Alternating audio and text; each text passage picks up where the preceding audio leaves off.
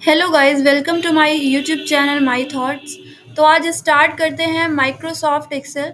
हम इसके पहले माइक्रोसॉफ्ट वर्ड पढ़ चुके हैं और ये माइक्रोसॉफ्ट एक्सेल ऑफिस पैकेज का सेकंड कंपोनेंट है। तो आज स्टार्ट करते हैं माइक्रोसॉफ्ट एक्सेल। तो मैं जो भी आपको पढ़ाऊँगी उसकी आपको हैंड रिटन पीडीएफ मिलेगी, ठीक है? हैंड रिटन नोट्स मिलेगी पीडीएफ फॉर्मेट में। लेकिन इसमें जो एक्सेल मैं आपको पढ़ाऊँगी वो सिर्फ़ ओ लेवल से रिलेटेड पढ़ाऊँगी। अगर आपको ज़्यादा डीपली एक्सेल पढ़ना है, मतलब उसके हर एक फ़ंक्शन, हर एक टैब्स के बारे में अच्छे से आपको जानना है, तो उसके लिए आप दूसरी वीडियो देखिए, वो भी आपको मेंशन कर दी है मैंने अपने डिस्क्रिप्शन में, ठीक है? तो उसके लिए आपको दूसरी वीडियो आपको देखनी पड़ेगी। इसमें मैं सिर्फ़ आपको ओ लेवल से रिलेटेड जितनी चीज़ें इम्पोर्टेंट है एक्सेल की, मैं सिर्फ़ वो पढ़ा रही हूँ, ठीक है? तो स्टार्ट करते हैं वीडियो आज का। सबसे पहले इसे पढ़ लेते हैं। Microsoft Excel is the second component of the Office package. It is spreadsheet worksheet program which is used to do any kind of calculation. Formula is used in it. The extension name of the Excel is .xls 2003 .xls 2007 और हम जो Excel पढ़ने वाले हैं वो होगा 2003 और 2007 का, ठीक है? इससे ही आपको पूछा जाएगा। तो स्टार्ट करते हैं। नेक्स्ट टॉपिक, वर्कशीट क्या होती है? तो सबसे पहले मैं एक एक्सेल ओपन कर लेती हूँ, ठीक है?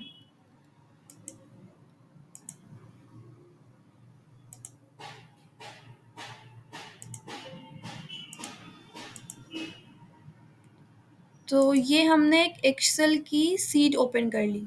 तो अभी करंट ये जो ओपन है ये आपकी शीट नंबर 1 ओपन है, ठीक है? यहाँ पर देखिए लिखा हुआ है शीट नंबर 1। अगर आपको और भी शीट्स ऐड करनी है तो आप यहाँ से ऐड कर सकते हैं, ठीक है? जैसे हमने न्यू शीट एक और ऐड कर ली, उसका नाम है शीट 2। तो ये शीट 1 है, शीट 2 है, और भी हम ऐड कर सकते हैं ऐसे ही, ठीक है? जितनी चाहे उतनी ऐड कर सकते हैं। तो ये हो जाएगी सीट 1, सीट 2, सीट 3, ठीक है? एक-एक शीट हो जाएगी। बट ये जो पूरी चारों शीट्स हैं, इनको मिला करके जो बनेगा वो होता है एक वर्कबुक। तो देखिए आप इसमें देखेंगे यहाँ पर नाम लिखा हुआ है बुक 1, ठीक है? तो जब आप वर्कबुक को किसी नेम से सेव नहीं करेंगे, तो वो किस नाम से सेव होगी? वो होगी बुक 1 नाम से, ठीक है? सेव होगी सबसे पहले। अगर आपने इसको किसी भी नेम से सेव नहीं किया इस वर्कबुक को, तो इतनी सारी शीट्स को मिला करके बनती है एक वर्कबुक, ठीक है? एक वर्कबुक में आप कितनी भी शीट्स ऐड कर सकते हो। तो आगे पढ़ते हैं। वर्कशीट एक बार पढ़ लेते हैं। Worksheet in Excel is like a page divided into row, columns and cells. तो जैसा कि आप यहाँ देख रहे हो, इतनी सारी सेल्स बनी हैं। ये जो एक-एक पर्टिकुलर हाइलाइटेड सेल आपको दिख रही होगी यहाँ पे, ठीक है? इसको मैं किसी कलर से कर देती हूँ।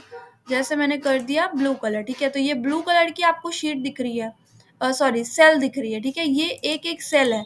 ये इतनी सारी आपको सेल दिख रही हैं, ठीक है? ये जो ऊपर पे है ABCD करके लिखा हुआ है, ये कॉलम है, ठीक है? जैसे ये मैंने बी कॉलम सेलेक्ट कर लिया और ये बहुत बड़ा है, ठीक है? ये आप बढ़ाते जाओगे बढ़ता जाएगा नीचे, ठीक है? ये देखिए बढ़ता जा रहा है, ठीक है? ऐसे ही डी कॉलम हो गया, ये ई कॉलम हो गया, एफ कॉलम। तो इस तरीके आप करके, ठीक है, बहुत सारे कॉलम आपको दिखेंगे। अभी आपको वी तक दिख रहा है पर इसके आगे भी है। टोटल ये जेड तक होगा। जैसे एक अल्फ़ाबेट पूरा आप ए से लेकर के जेड तक हुआ, उसके बाद फिर ए जेड, ए बी, ठीक है? Sorry sorry A A, A B, A C, इस तरीके की नेमिंग्स आपको आने लगेगी, ठीक है? जैसे मैं और आगे करती हूँ इसे पूरा, मैं रो सेलेक्ट करती हूँ, ठीक है? जैसे मैंने ये रो सेलेक्ट कर ली। अभी मैं इसे और बढ़ाना चाहती हूँ।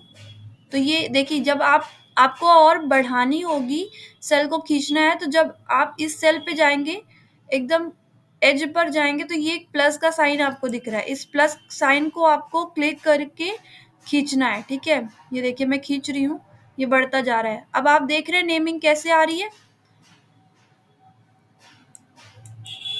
ये देखिए सबसे पहली नेमिंग क्या थी? ए B, A C, A D, ए ई, इस तरीके करके बढ़ेगा ये, ठीक है?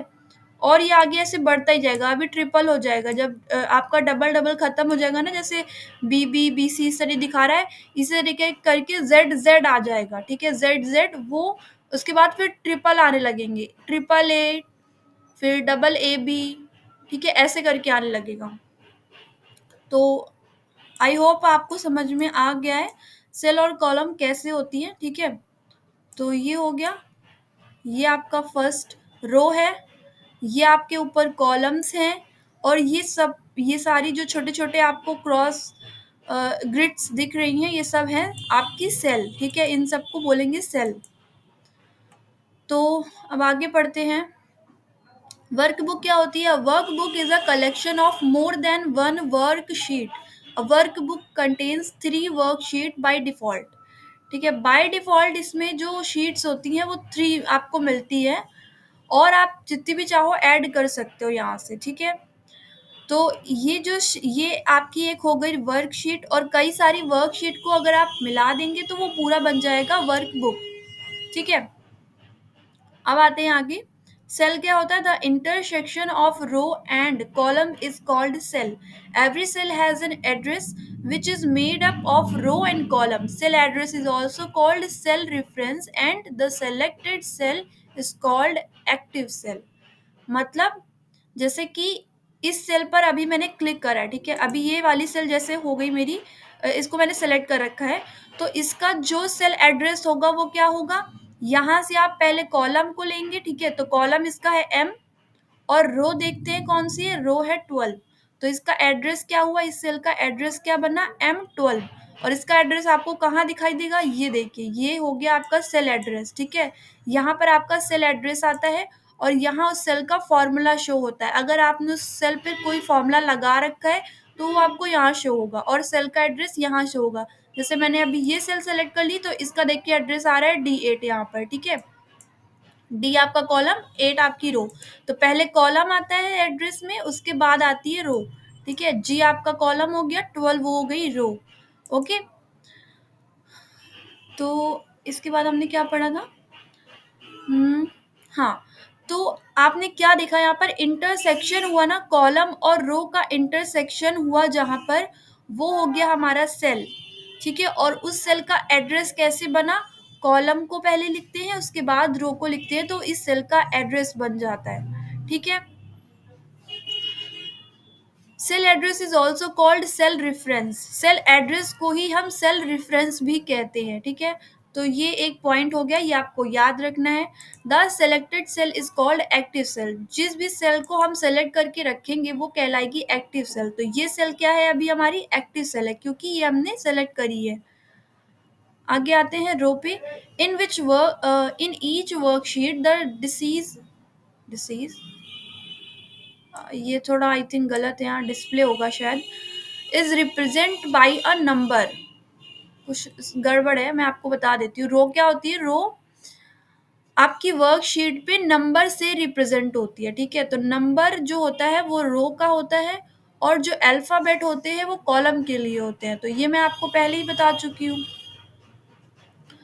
देर आर 65,536 2003 में रोज थी, और 2007 में कितनी रोज की नंबर हो गया, इतना, ठीक है, जितना यहाँ पर आपको मेंशन है। तो ये कितना हुआ, 10,48,576, ठीक है, रोज इन वर्कशीट। इतनी अपने हमारी वर्कशीट में इतनी रोज होती थी 2007 में, और इतनी रोज होती थी 2003 में। कॉलम पे आते हैं। The columns in a worksheet are represented by the alphabets. अगर अल्फाबेट्स है तो वो होगा कॉलम, और अगर नंबर्स है तो वो होगी row. A worksheet has 256 and 1,61,384 columns. तो ये कॉलम्स थे आपके 2007 में, और ये कॉलम्स थे 2003 में, और अब और भी ज्यादा बढ़ते जाएंगे, ठीक है, अब और हो गए होंगे मेरी वर्कशीट में, बहुत ज़्यादा और भी ज़्यादा होंगे, इससे ज़्यादा ही होंगे। फॉर्मूला बार क्या होता है? The formula bar displays the content of the active cell. Name box, the name box is on the left side of the formula and displays the address of selected cell. तो ये मैं आपको बता चुकी हूँ कि ये जो होता है ये आपका होता है फॉर्मूला बार। देखिए अगर आप इसमें मैं कुछ भी नहीं लिखूंगी ना, इसे मैं हटा दूंगी, जैसे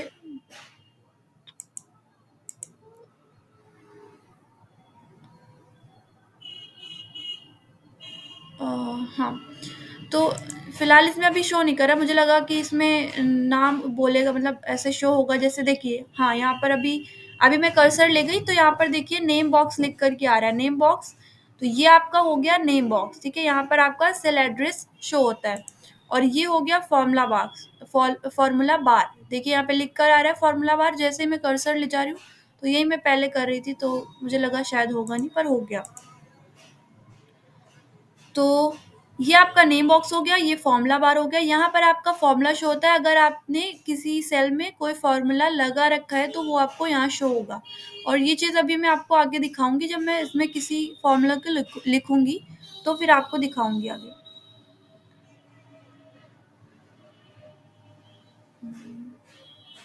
ओके, तो नेम बॉक्स भी हो गया। आगे बढ़ते हैं। Sheet tab, the sheet tab is eight the bottom of the worksheet in which the worksheet is displayed.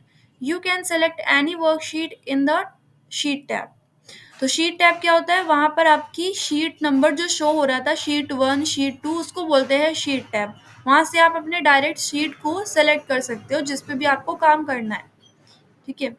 जैसे अभी मैं शीट 4 पर हूँ, मुझे काम करना है शीट 1 पे, तो मैं डायरेक्ट शीट 1 पे आ गई, ठीक है। तो यहाँ से आप सेलेक्ट कर सकते हो अपनी शीट। तो ये होगा sheet tab. File menu, file menu क्या होता है, इसमें बहुत सारे फंक्शंस होते हैं, पर हम वही समझेंगे जो हमारे काम की चीज़ें हैं। तो save as a work space क्या होता है, this command is use to save more than one book, one work book with the same name. All the work books created with this command are open and close in the group. मतलब कि आप अगर अपनी कई सारी workbook को एक साथ ओपन करना चाहते हैं, कि जब भी आप ओपन करें उस डॉक्यूमेंट को, तो उसमें कई सारी हमारी वर्कबुक ओपन हो जाए जो आपने सेव करी हो। तो वो कैसे हो सकता है, वो होगा आपका सेव एज वर्क स्पेस से, ठीक है। तो ये एक ऑप्शन होता है save as a work space, जहाँ से आप अपनी कई सारी वर्क बुक को एक साथ सेव कर सकते हैं एक ही नेम से, ठीक है। तो इससे आपको फायदा क्या होगा, जब भी आप उस नेम वाले फाइल को ओपन करेंगे तो आपकी सारी वर्क बुक्स ओपन हो जाएगी और आप उस पर एक साथ काम कर सकते हैं। तो ये होता है save as a work space, ठीक है। प्रिंट एरिया क्या होता है, using this command you can set the area to print the content of the worksheet and use the clear print area option to remove the set area. मतलब कि यहाँ से आप प्रिंट करने की सेटिंग जो होती है वो आप देख सकते हो कि आपको कितना क्या चीज़ प्रिंट करना है, ठीक है। आते हैं एडिट मेन्यू पर। डिलीट शीट क्या होता है, क्लियर क्या होता है। डिलीट शीट का मतलब आपको आप अपनी शीट ही पूरी डिलीट कर देनी है, ठीक है। उसमें कुछ भी चीज़ आपको नहीं रखनी है। क्लियर में आप चीज़ें सेलेक्ट कर सकते हो कि आपको क्या क्लियर करना है, क्या डिलीट करना है। आपको कंटेंट डिलीट करना है, मतलब जो उसमें लिखा हुआ है वो डिलीट करना है। आपको उसकी फॉर्मेटिंग डिलीट करनी है, जो भी आपने फॉर्मेटिंग करी थी अपनी शीट पे आपको वो चीज़ें डिलीट करनी है।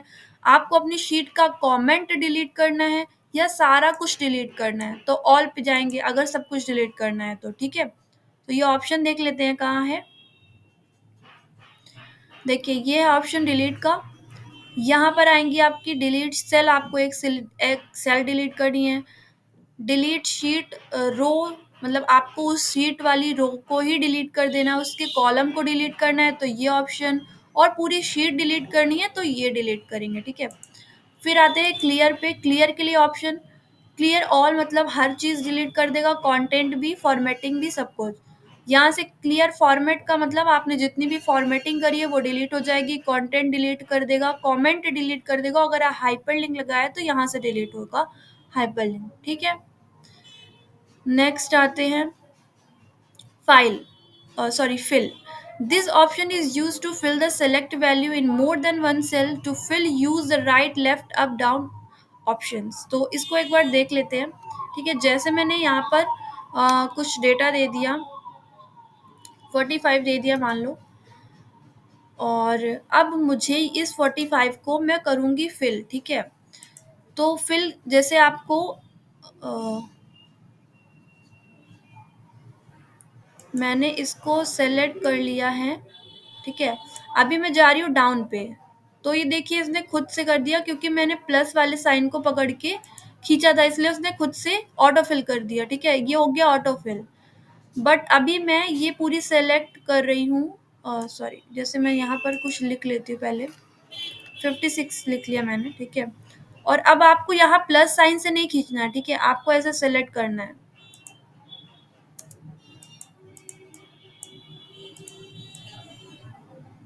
ये जो बड़ा वाला प्लस होगा, जब इसको आप पकड़ के खींचोगे तब ऐसे पूरी वो वहां तक आपकी कॉलम सेलेक्ट हो जाएगा। तो अभी मैंने कॉलम नीचे साइड सेलेक्ट किया, ठीक है, डाउन।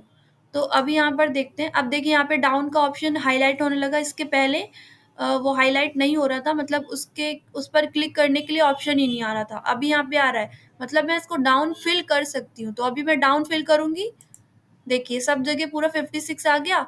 अब जैसे अभी तो अगर थोड़ा डेटा है तो आप उसको प्लस पकड़ करके खींच लोगे तो भी वो ऑटो फिल हो जाएगा। बट अगर बहुत सारा है, ठीक है, आपको बहुत एकदम एंड तक आपको फिल करना है 56, तो फिर ऐसे आपको करने में प्रॉब्लम होगी, है ना। तो इससे आप क्या कर सकते हैं कि उसको सेलेक्ट करके पूरा आप यहाँ से, जैसे मैंने कॉलम सेलेक्ट कर लिया और मुझे पूरा एंड तक फिल करना है, तो मैं ऐसे ही कर दूंगी, डाउन कर दूंगी, ठीक है। तो पूरा डाउन तक वो सेलेक्ट होता जाएगा। फिलहाल अभी मैं इस वाली पे आती हूँ। अभी जैसे मुझे ई में भी पूरा सेम यही चीज फिल करनी है, तो अब मैं करूंगी राइट, ठीक है, राइट में करती हूँ।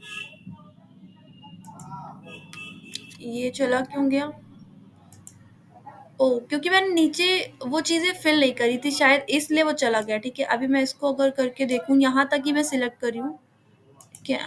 अभी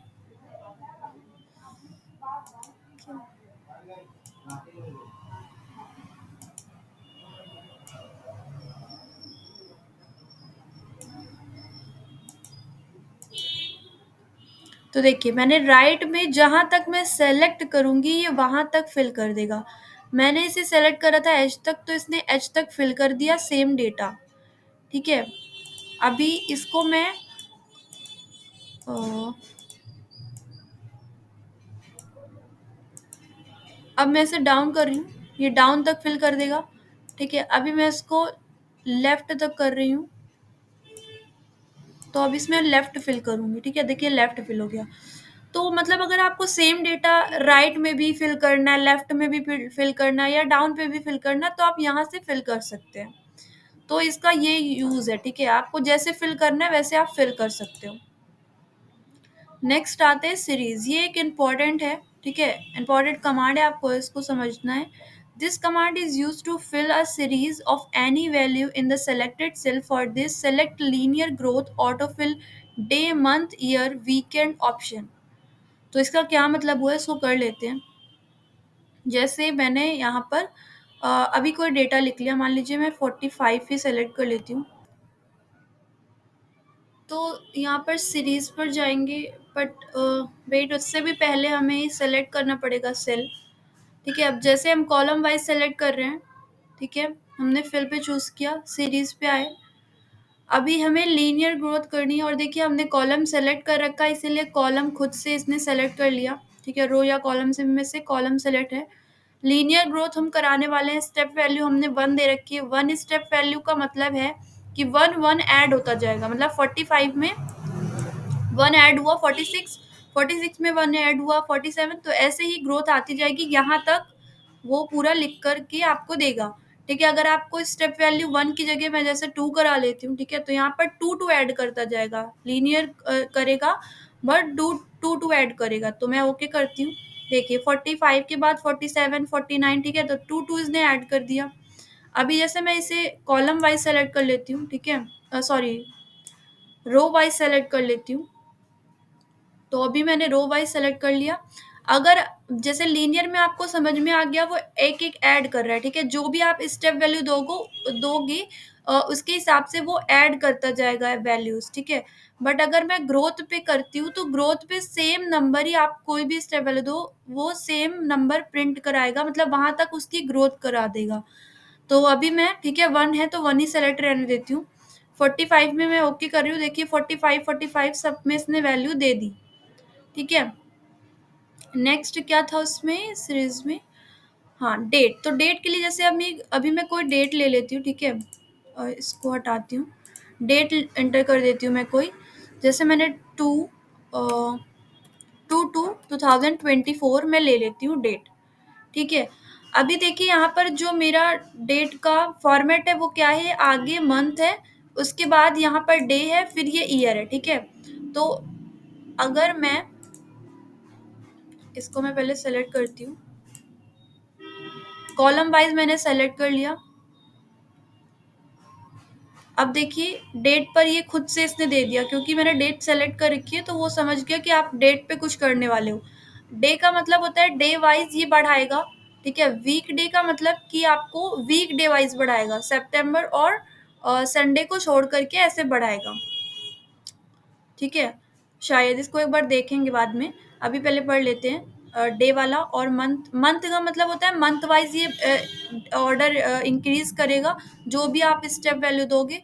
ईयर का मतलब ईयर में इंक्रीमेंट करेगा, तो स्टेप वैल्यू जो भी आप दोगे वो उतना उतना ईयर मंथ या डे बढ़ाता जाएगा। तो जैसे अभी मैं डे पे कर रही हूँ, तो ये डे इंक्रीज करेगा, वन वन डे इंक्रीज करता जाएगा। मैं ओके करती हूँ, तो देखिए इसने ओके कर दिया, मतलब सबको दे दिया, ठीक है, वैल्यू।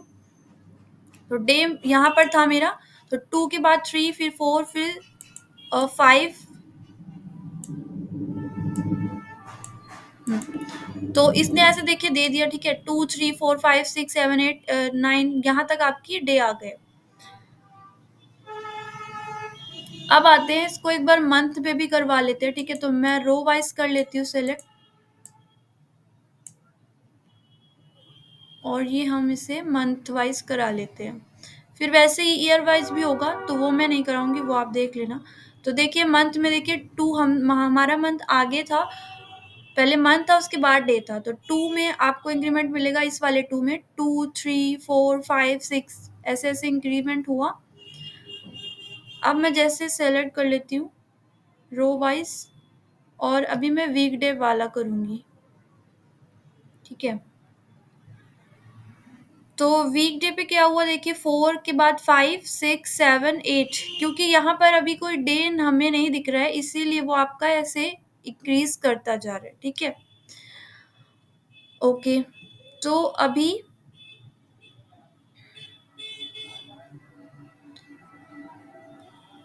ओके ओके, तो ये हमने पढ़ लिया, ठीक है? अब अपने सिलेबस पे आते हैं।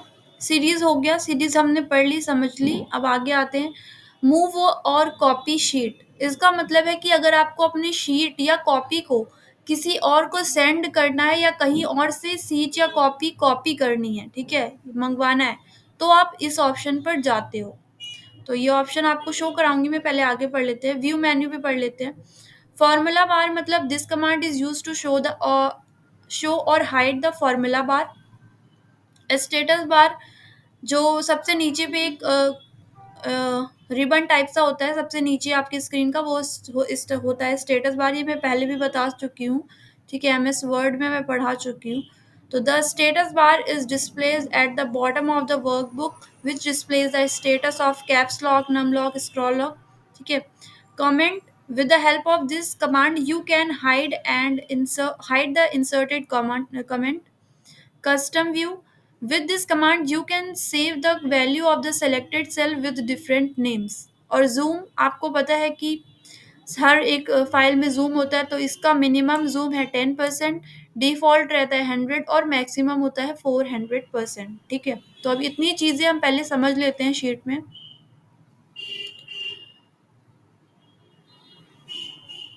तो यहाँ से आप शेयर कर सकते हो अपनी वर्कबुक, ठीक है? किसी को भी शेयर करनी है यहाँ से, तो यहाँ पर उसका एड्रेस आपको डालना है और शेयर कर देनी है, ठीक है? तो ये शेयर करने का ऑप्शन हो गया। यहाँ पे आप अपना कमेंट लगा सकते हो, ठीक है? किसी भी सेल पर, किसी भी शीट पर आप कमेंट इंसर्ट कर सकते हो। यहाँ से शो ऑल कमेंट कर दोगे तो सारे आपको कमेंट्स दिखने लगेंगे, और जब आप कमेंट लिख लोगे उसके बाद ये हाइड करने वाला ऑप्शन भी ओपन हो जाएगा, तो वहाँ से आप अपना कमेंट हाइड करा सकते हो, ठीक है? इसके बाद क्या था, comment, status, move, copy, formula bar, custom view. हाँ, कस्टम व्यू समझ लेते हैं।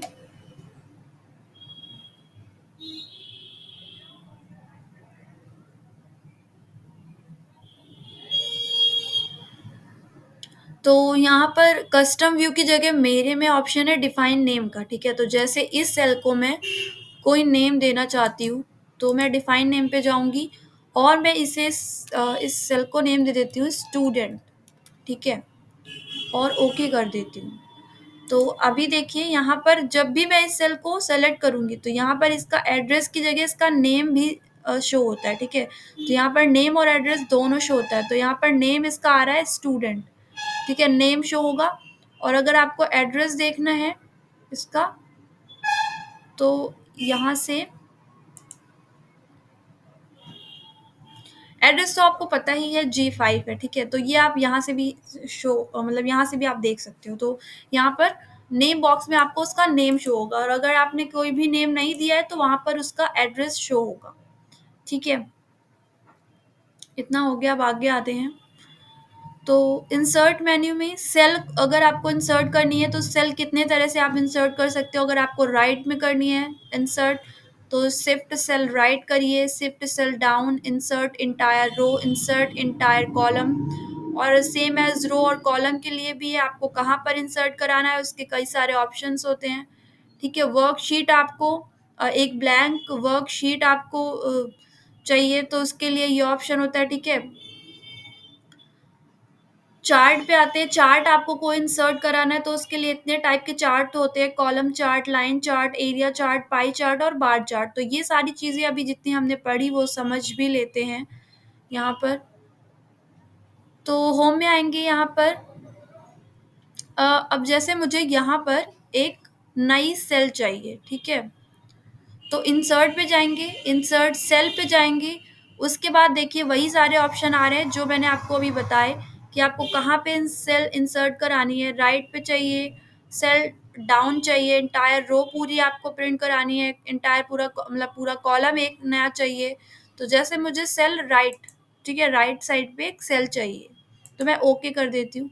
तो देखिए यहाँ पर आपकी राइट साइड पे एक ब्लैंक सेल आ गई और ये वाला जो डेटा था आपका शिफ्ट कर दिया गया राइट हैंड साइड पे, ठीक है। ये वाला मैंने सेलेक्ट किया था सेल, तो इसके राइट हैंड साइड पे ये एक सेल मुझे खाली सेल मिल गई और ये सब डेटा एक एक cell right hand side shift हो गया, ठीक है। अभी डिलीट के लिए सेम ऐसा ही ऑप्शन आएगा, आपको क्या क्या डिलीट करना है। डिलीट सेल करनी है, आपको अप सेल डिलीट करनी है, लेफ्ट वाली डिलीट करनी है, एंटायर रो डिलीट करनी है, कॉलम डिलीट करना है, ठीक है। तो सबके लिए ऑप्शन है यहाँ पर, आपको जो डिलीट करना है आप कर सकते हो। जैसे मुझे ओके लेफ्ट सेल का इसमें ऑप्शन ऑलरेडी दे रहा है तो मैं ओके कर देती हूँ। तो लेफ्ट वाली इसने डिलीट करके जिस पे 45 था वो उसने डिलीट कर दिया और ये ब्लैंक वाली जो राइट हैंड साइड थी वो वाली यहाँ पे अभी सेलेक्ट हो गई है, ठीक है, एक्टिव सेल बन गई है। यहाँ लेफ्ट साइड वाली डिलीट करके जो राइट पे हमारी ब्लैंक सेल थी उसको इसने एक्टिव करा दिया, ठीक है। तो ये हो गया। और हाँ, अभी हमें इंसर्ट पे बार वाला समझ लेना है। तो कितने टाइप के, हाँ, चार्ट समझने हैं, कितने टाइप के चार्ट होते हैं। तो चार्ट समझने के लिए पहले हमें कोई डेटा बनाना पड़ेगा। तो मैं यहाँ पे कोई डेटा बना लेती हूँ, ठीक है। जैसे यहाँ पर मैं लिख देती हूँ स्टूडेंट, स्टूडेंट नहीं सब्जेक्ट लिख देती हूँ, चलो स्टूडेंट ही लिख देती हूँ, स्टूडेंट। अब यहाँ पर नेम लिख देती हूँ स्टूडेंट्स के कुछ,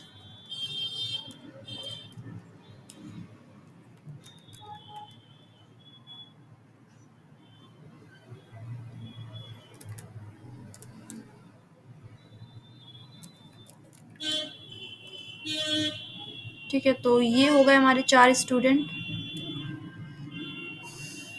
यहाँ सब्जेक्ट लिख लेते हैं मैथ्स,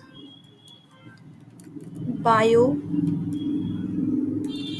केमिस्ट्री, ठीक है, 3 सब्जेक्ट हो गए। यहाँ पे डेटा लिख लेते हैं उनके मार्क्स,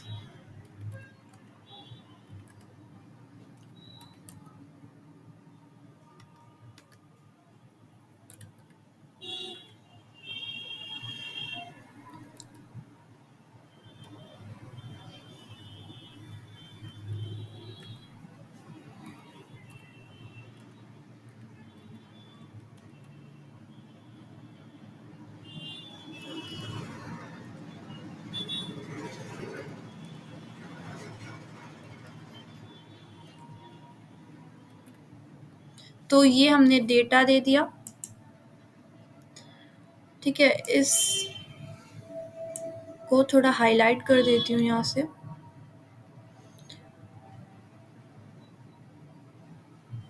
फॉर्मेट टेबल पर जाती हूँ और मैं एक टेबल यहाँ से, ये मैंने टेबल की फॉर्मेटिंग कर ली। ठीक है, जो प्री डिफाइंड टेबल्स फॉर्मेटिंग होती है वो मैंने इंसर्ट करा ली है। तो क्योंकि मेरे पास ज़्यादा टाइम नहीं है, अब स्टार्ट करते हैं जो हम समझने वाले थे। अब जैसे हमें चार्ट बनाना है तो सबसे पहले हम इस पूरी टेबल को अपना सेलेक्ट करेंगे। ठीक है, ये हमने सेलेक्ट कर ली। अभी इंसर्ट पे जाएंगे और जैसे मैं लाइन चार्ट पे जा रही हूँ। मुझे देखिए यहाँ पर चार्ट भी आपको नीचे शो कर रहा है। आपको ऐसा चार्ट बनवाना है, ऐसा चार्ट बनवाना है। ठीक है, जैसा भी बनवाना है। जैसे अब मैं इस वाले चार्ट पे क्लिक कर देती हूँ। ठीक है, तो ये चार्ट मुझे मिल गया। अ, इसे मैं उठा करके लाती हूँ यहाँ पर। तो इस पे आप कोई टाइटल दे सकते हो यहाँ पे अपना। ठीक है, जो भी आपको देना, जैसे मैं स्टूडेंट डेटा लिख देती हूँ।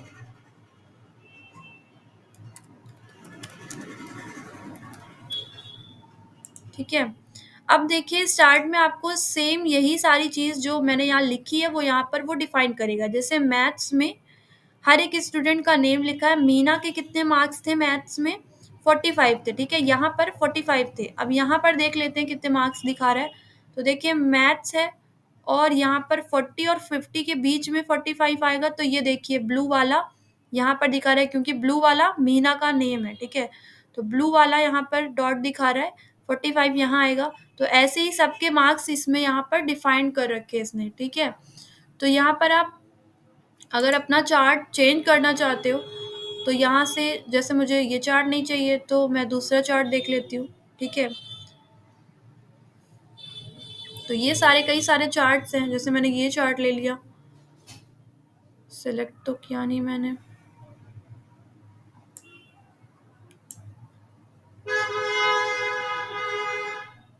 ओके, तो मैं ये चार्ट ले लेती हूँ। ठीक है, तो मतलब मैं बस इतना बता रही हूँ कि आप यहाँ से चार्ट भी चेंज कर सकते हो। अगर आपको वो चार्ट ठीक नहीं लग रहा तो आप यहाँ से चेंज कर सकते हो। तो ये हो गया चार्ट, वर्कशीट, ये सब आपने समझ लिया। इतने टाइप्स के चार्ट होते हैं, ये सब आपको लर्न करना पड़ेगा। ठीक है, ये सब पूछता है एग्जाम में, कभी कभी आ जाता है कि चार्ट कितने टाइप्स के होते हैं और यूज बताइए। नेम पे आते हैं। With this option you can define the name of the selected cell so that it's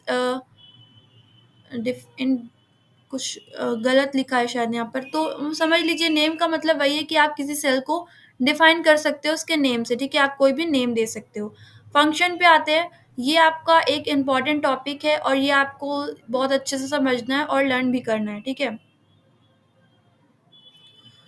तो फंक्शंस जो होते हैं वो प्री डिफाइंड फॉर्मूलाज होते हैं जिनका यूज़ आपको पता होना चाहिए। और कितने टाइप्स के फंक्शंस होते हैं वो यहाँ पर लिखा हुआ है। Mathematical function, text function, date and time function, statistical function और लॉजिकल फंक्शन। तो सबसे पहले आते हैं मैथमेटिकल फंक्शन में।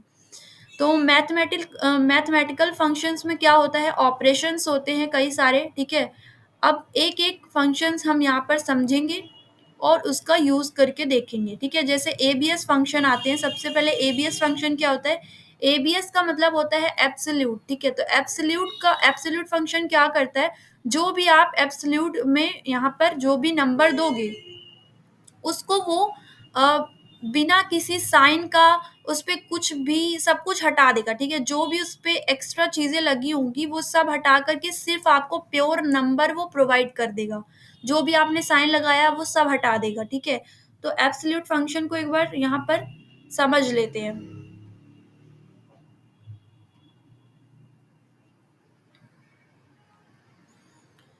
तो जैसे कि और सबसे पहले सबसे इम्पोर्टेंट बात ये है कि आप जो भी फंक्शन लिखेंगे वो इक्वल साइन लगाने के बाद लिखिएगा, वरना आपका फंक्शन वो चलेगा ही नहीं। ठीक है, फंक्शन वो होगा ही नहीं। अगर आपने इक्वल साइन नहीं लगाया तो वो फंक्शन मानेगा ही नहीं एक्सेल। तो अभी मुझे एब्सोल्यूट फंक्शन देखिए, एबीएस लिखा वहां पर लिख करके पहले ही आ गया एबीएस एक फंक्शन है। ठीक है, अब यहाँ पर मैं वैल्यू देती हूँ। जैसे मैं -8 दे रही हूँ वैल्यू। ठीक है, और अब मैं करती हूँ इंटर। इंटर जैसे ही मैं दबाऊंगी यहाँ पर प्योर 8 लिख करके आ गया, उसने माइनस साइन खुद से हटा दिया, तो ये होगा एब्सोल्यूट फंक्शन। ठीक है, नेक्स्ट फंक्शन पढ़ते हैं, क्या है, सम। सम फंक्शन क्या करेगा, आप जितनी भी वैल्यूज दोगे वो उन सबको सम कर देगा, यानी ऐड कर देगा। तो यहाँ पे आप उसको वैल्यूज खुद से टाइप करके भी दे सकते हो, या फिर कोई सेल या कोई कॉलम रो आप उसको सेलेक्ट करके भी उसको रेंज प्रोवाइड कर सकते हो कि यहाँ तक मुझे सम करवाना है। अब जैसे कि यहाँ पर मैं लिखती हूँ सम फंक्शन, देखिए खुद से यहाँ पर कितने सारे फंक्शंस आ गए जितने भी हैं, पर हम पढ़ेंगे सिर्फ बेसिक। तो यहाँ पर सम फंक्शन में मैं खुद से टाइप करके एक बार देती हूँ, ठीक है, जैसे, और कॉमा लगा करके आपको वैल्यू देनी है। ठीक है, 4,5,6,3, तो मैं 4 फंक्शंस दे रही हूँ। अब मैं इंटर करती हूँ। ठीक है, कर्ली ये जो स्मॉल ब्रैकेट्स हैं आपको ज़रूर लगाने हैं, और अब इंटर कर रही हूँ मैं। तो देखिए 18, उसने सम 18 करके दे दिया। अब जैसे 18 पर जाऊंगी मैं, तो मैंने आपको बोला था कि फॉर्मूला यहाँ शो होता है, तो देखिए जो भी मैंने फॉर्मूला लगाया था यहाँ फॉर्मूला बार में आपको वो शो करके दे रहा है। 8 पर आऊंगी तो 8 पर जो भी फॉर्मूला लगा था वो फॉर्मूला शो करके देगा। ठीक है, अब जैसे मैं दूसरा सम फंक्शन में अब मैं कोई रेंज दे के देखती हूँ। ठीक है, यहाँ सम फंक्शन में देखिए अभी मैंने इक्वल साइन नहीं लगाया, तो खुद से इसने फंक्शन लिख करके नहीं दिया, तो मैं इक्वल साइन पहले लगाऊंगी, फिर सम लिखूंगी। अभी मैं यहाँ रेंज सेलेक्ट कर लेती हूँ।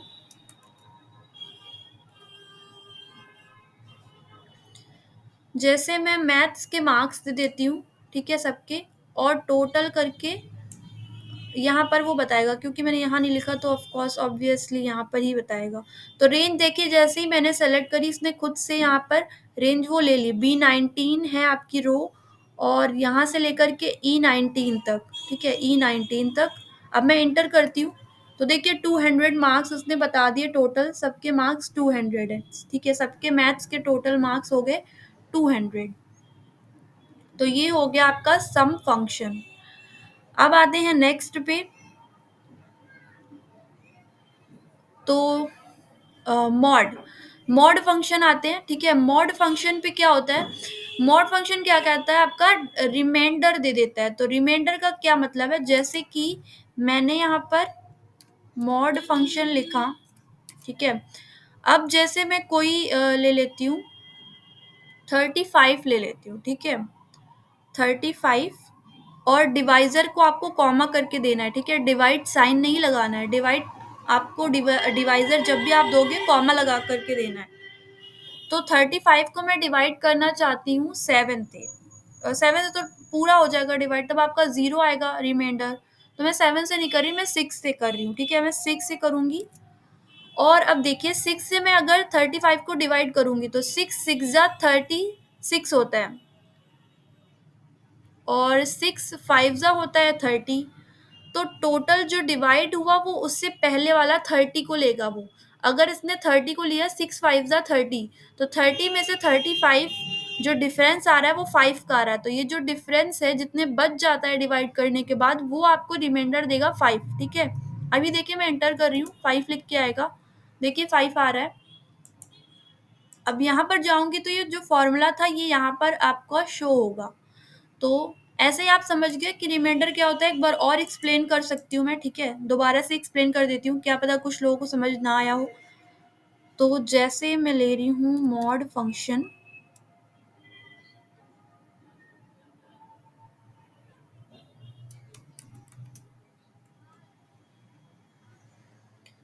अभी मैं लेती हूँ 24। ठीक है, 24 को मैं डिवाइड करवाऊंगी 5 से। ठीक है, तो 5 फोरजा होता है 20। ठीक है, मतलब 5 चौके होता है 20। अभी मैं हिंदी में समझा देती हूँ, इसके पहले मैंने इंग्लिश में समझाया, तो अभी मैं हिंदी में एक्सप्लेन कर देती हूँ। 5 चौके होता है 20। ठीक है, तो 20 और 24 में डिफरेंस कितना है, 4 का, क्योंकि ये पूरा डिवाइड नहीं कर पा रहा है। 24 को आप जब डिवाइड करवाएंगे 5 से, ठीक है, 24 में 5 का भाग देंगे तो कितना आएगा, 20 आएगा। 20 पूरा डिवाइड हो जाएगा, पर आप 4 डिवाइड नहीं कर पाओगे, 4 बच जाएगा। तो जो जितना बच रहा है वो आपका होगा रिमाइंडर, ठीक है। तो इंटर अब मैं करूंगी तो 4 आएगा, देखिए 4 आ गया, ठीक है, क्योंकि 5 चौके 20 हुआ और 4 आपका बच गया। 24 आपने नंबर दे रखा है, पर डिवाइड कितना हो रहा है, सिर्फ सिर्फ 20 हो रहा है डिवाइड, ठीक है। तो 4 आपका हो गया रिमाइंडर, समझ आया। नेक्स्ट करते हैं। तो मोड हो गया, इसके बाद नेक्स्ट है पावर। तो पावर क्या होगा, जब जितना भी आप वैल्यू दोगे वो उसकी उतनी पावर करके आपको बताएगा। जैसे कि यहाँ पर मैं कोई नंबर लिखती हूँ, ठीक है, पावर फंक्शन लेती हूँ पहले।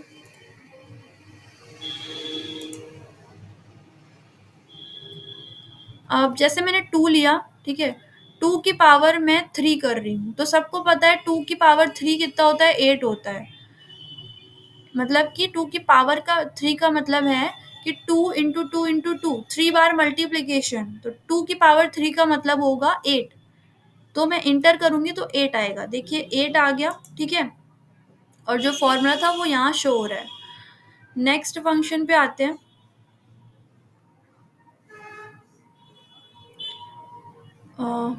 ओके, पावर हो गया राउंड। तो राउंड में क्या होता है आपका, डेसिमल, डेसिमल नंबर के लिए होता है राउंड पहले तो, ठीक है। तो आपको कोई डेसिमल नंबर लिखना पड़ेगा।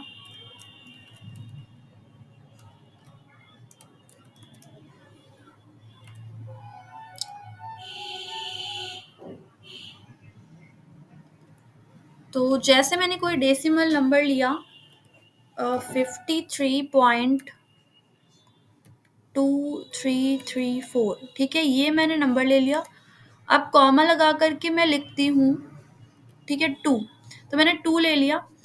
अब यहाँ पर कॉमा 2 का मतलब क्या है, ये 2 डेसिमल के बाद 2 नंबर तक का आपको राउंड करके देगा। तो डेसिमल के बाद जो 2 नंबर हो रहा है वो क्या हो रहा है, डेसिमल के बाद 2 नंबर्स आप देखोगे, 2 है पहला नंबर और 3 है दूसरा नंबर, ठीक है। तो 2 3 तक आएगा और यहाँ तक आपको वो लेकर के दे देगा। तो मैं अब इंटर करूंगी तो 53.23 आना चाहिए इसका आंसर, ठीक है।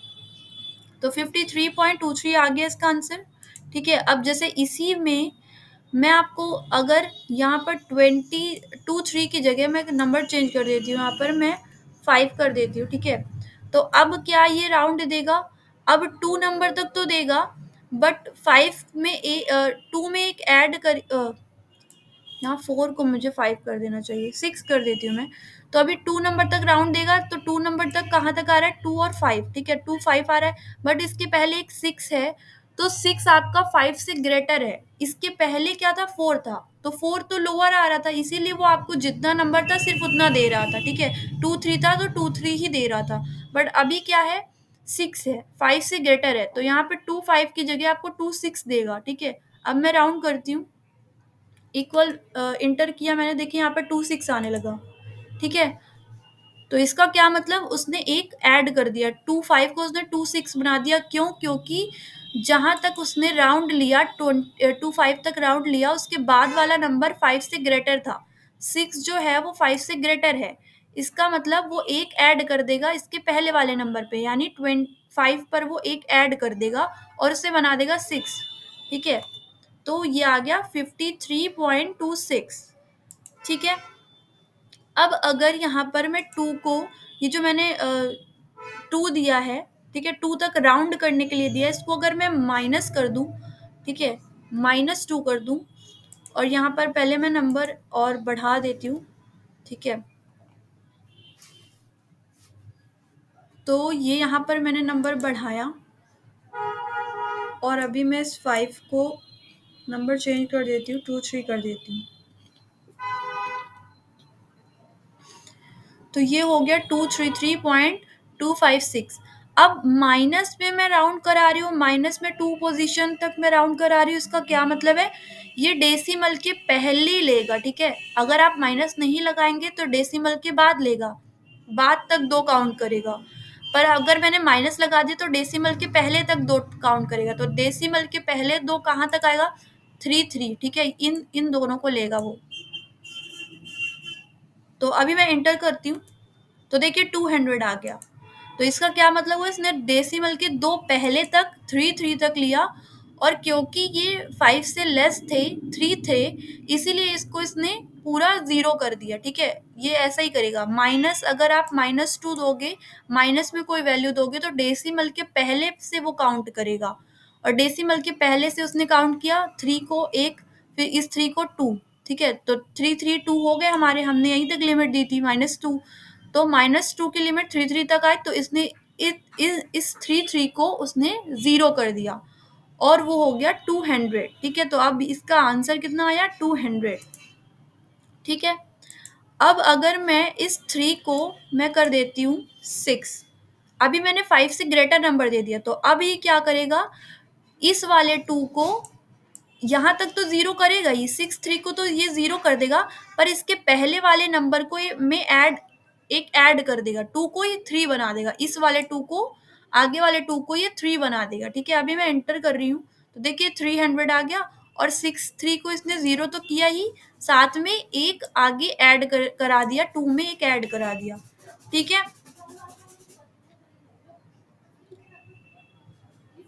तो आ, हाँ, तो ये हो गया पावर फंक्शन आपका। ओके, आगे पढ़ते हैं पावर फंक्शन के बाद। ये बहुत आगे आ गई मैं।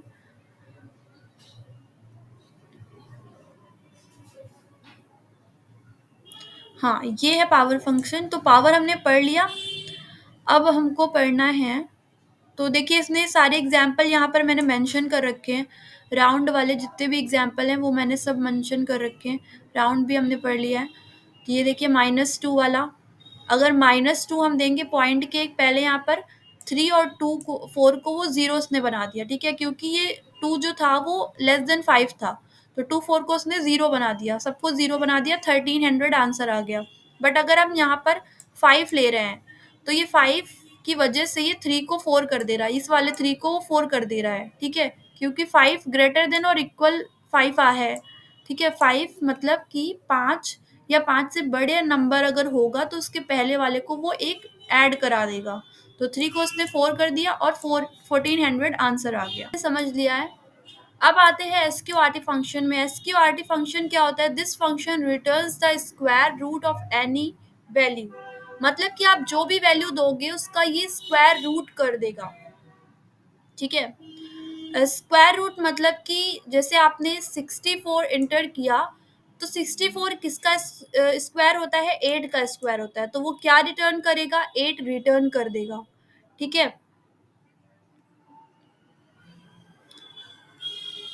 तो बाकी डेट एंड टाइम फंक्शन ये हम अपने नेक्स्ट लेक्चर में पढ़ेंगे। ठीक है, आज के लिए यहाँ तक ही, और इसको मैं एक बार आपको एक्सेल पर करके भी दिखा दूंगी अपने नेक्स्ट वीडियो में। ठीक है, तो यहाँ तक ही आपको आज मैं पढ़ाऊंगी। तो ये लेक्चर आज यहीं फिनिश करते हैं। Till then thank you for watching video, and please मेरे चैनल को सब्सक्राइब करिए, और मेरे इस वीडियो को लाइक करिए अगर आपको पसंद आया तो। Till then thank you and take care.